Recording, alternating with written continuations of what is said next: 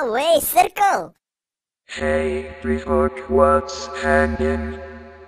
Ek glo die korrekte Afrikaans is hallo, driehoek. What? Luister, Boetman, laat ek dit gou vir jou ding of twee vertel. 'n Mens meng nie jou tale nie. Dis hoogverraad en Afrikaans is my taal, die enigste taal wat ek ooit sal praat. En jy sal nooit ooit my taal afbreek nie. Hoor jy? Ek lag in hom, ek huil in hom, ek maak liefde in hom, ek vloek in hom en ek sal eendag sterf met hom oor my lippe. Jy maak liefde. Moenie onderwerp verander nie. As ek jou in Afrikaans groet, kan jy ten minste die moeite doen om my in Afrikaans terug te groet. Hoor jy? Jy en jou soort marginaliseer my taal. Oral raak alles net Engels. Engels.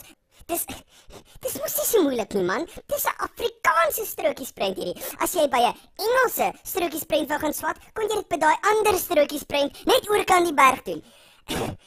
Julle soort is oral. Afrikaans is onderdruk in al die strokiesprente landwyd. Dis 'n skreiende skande. Geen taal sê dit so lekker soos Afrikaans nie.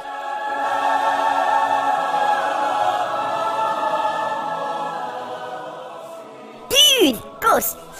Oorgies. Oh Lord, we thank you for this bountiful harvest, Lord, which you have bestowed on us today, O Lord. And Lord, as we eat from your storehouse of plenitude today, Lord, we are just Lord, we are just reminded, Lord, of your holy covenant with us, sealed by your precious blood, O Lord God. And we just, Lord, we just thank you that you continue to bless us, Lord, and that you cleanse us by the power of your almighty holy name. And Lord, may your blessings rain upon this bountiful feast, Lord. And Lord, as you show us your magnificent glory, Lord, we pray that you just bless the hands that prepared this bountiful meal. And Lord, we are just so very truly blessed, Lord. Amen. Dude.